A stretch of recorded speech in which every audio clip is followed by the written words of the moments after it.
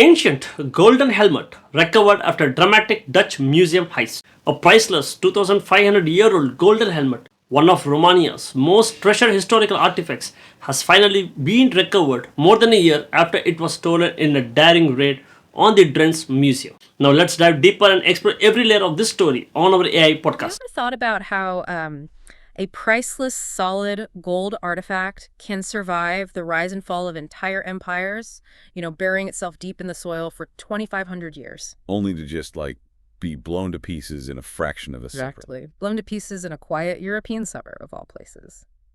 Welcome to today's deep dive. We are looking at a scenario that honestly feels highly cinematic, but it carries incredibly heavy real-world consequences. Yeah, it really does. We are examining the dramatic theft and the very recent, very tense recovery of Romania's ancient Coifinier helmet. And this was stolen from a museum in the Netherlands. Which is just a wild story from start to finish. It is. But our mission for you today goes way beyond just, recounting a smash and grab. We want to analyze the massive diplomatic fallout this caused. Right. As well as the shadowy mechanics of the underground art market that actually orchestrated the whole thing. And maybe most importantly, the glaring structural vulnerabilities this exposes in how we protect global cultural heritage. Because the physical dust from those explosives, that settles pretty quickly. But the geopolitical dust, that takes years to clear. Right. And to map all of this out for you, we're drawing on a stack of recent news reports and official statements detailing the recovery of these ancient artifacts, plus the ongoing investigation. Yeah, and the sources reveal a really complex ecosystem here. We're dealing with international loans, highly militarized thieves, complex legal negotiations, and literally millions of euros hanging in the balance. Okay, let's unpack this. We need to establish the sheer gravity of what was taken. We are talking about the Coifinier helmet, which is an artifact dating back to roughly 450 BC. Which is just an unfathomable amount of time. It really is. It originates from the ancient Dacian civilization in what is now modern-day Romania. And the thieves didn't even stop there. They also took 3 solid gold bracelets from the exact same era. And to understand the stakes here, you have to really understand the Dacians. This isn't just generic ancient gold. Right, it has specific meaning. Exactly. The Dacian civilization represents the pre-Roman roots of Romania. So this helmet is a physical tether to the foundational mythos of the region. It's a defining piece of their historical record. And that context just completely changes the weight of the crime because these items, they weren't resting in some heavily fortified vault in Bucharest when this happened. They were actually participating in a cultural exchange. Yeah? Romania's National History Museum had loaned the helmet and the bracelets to the Drents Museum, which is located in the Netherlands. Right. And the underlying philosophy of these loans is, it's cultural democratization. What do you mean by that exactly? Well, nations send their most prized possessions across borders to build bridges, right? To foster education and share human history with local populations who, frankly, might never otherwise travel all the way to Romania to see them. Oh, sure. That makes total sense. But then that noble philosophy just meets brute force. Yeah, the sources describe an armed gang breaching the Drents Museum using explosives. And, my brain immediately tries to map this onto some overly dramatic Hollywood action movie. Oh, of course. Like a Fast and Furious vault heist or something. Exactly. But that fundamentally misunderstands what happened here. Unlike movie props, this was the devastating loss of a completely irreplaceable piece of human history. They didn't do some elegant, laser grid acrobatics. They used concussive explosives on an object that is 2.5 millennia old. The contrast there is just staggering. The Coifinier helmet survived centuries of warfare, environmental degradation, societal collapse. Only to get hit by modern C4. Right, the shockwave of modern military-grade explosives in a fraction of a second. The thieves optimized entirely for speed and destruction. They showed zero regard for the fragility of the antiquity they were stealing. And because of that inherent cultural weight we discussed, that explosion didn't just shatter museum glass, it fractured international trust. Big time. The sources showed this sparked immediate, intense international outrage. It severely strained diplomatic relations between Romania and the Netherlands. Well, yeah, because the Dutch government found itself in an incredibly precarious position. They assumed the role of caretakers for another nation's history, and they suffered a catastrophic security failure. Right. And the immediate, tangible mechanism they used to try and address that failure was financial indemnity. The Dutch government paid a staggering 5.7 million euros in insurance compensation to Romania. Okay, wait, I really need to push back on this entire concept of the payout. Go for it. I mean, 5.7 million euros is a massive sum, obviously.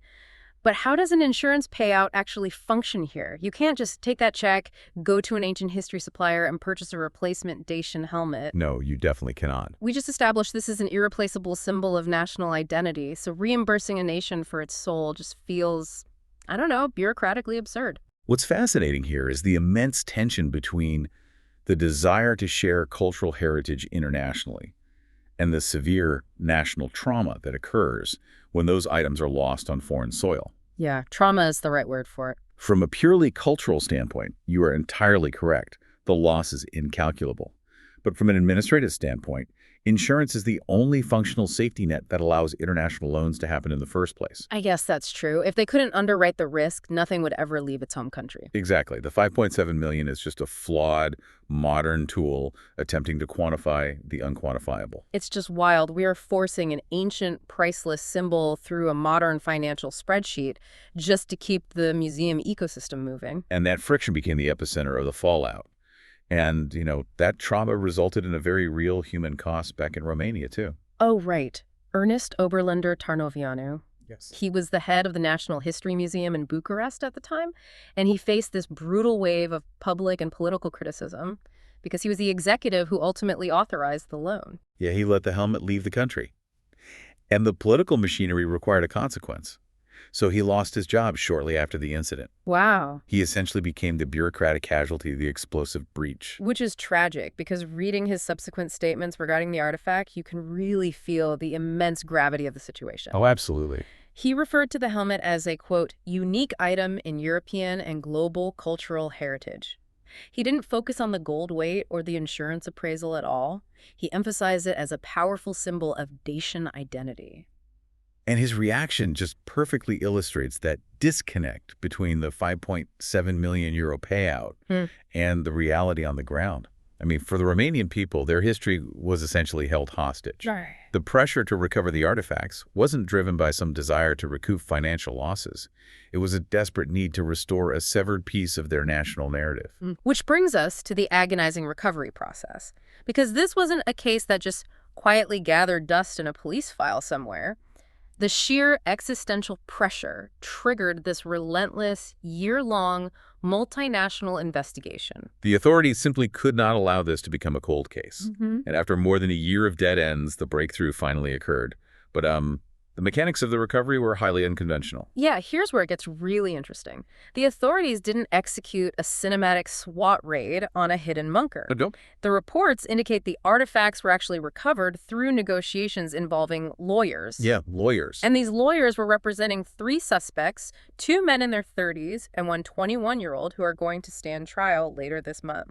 And the presence of legal negotiation prior to the recovery of the physical items.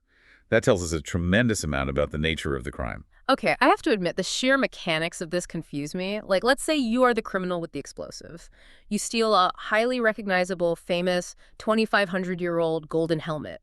How does an organized criminal network even attempt to fence or sell something like that without getting instantly caught? You can't just pawn a Dacian artifact. Definitely not. And you can't list it on a dark web auction site without the entire global intelligence community tracking your IP address. So the only way this makes economic sense is if the thieves already had a buyer lined up before they ever lit the fuse. Are we looking at a bespoke, commissioned order here? That is the exact mechanism at play. The specific targeting of this unique antiquity, paired with that highly destructive tactical breach, it strongly points toward a commission theft. Wow. The 3 suspects facing trial, especially the 21-year-old, they are likely just the contractors, the foot soldiers. So they were hired for their demolition skills, not their, fine art appraisal skills. Precisely. They steal the item and immediately pass it up the chain of custody to a fixer. And then that fixer transfers it to the illicit collector who funded the operation. That makes a lot more sense. Right. The reason the items remain missing, even as authorities circled the suspects, is that the artifacts had already vanished into the insulated tiers of the black market. The lawyers likely negotiated a surrender of the items because the heat on the overarching network just became too intense. Ah, so they forced a tactical retreat to mitigate the sentencing for those contractors. Exactly. It's just a highly sophisticated, insulated economy. But thankfully, the pressure campaign worked, and the artifacts are back in custody. Yes, they are.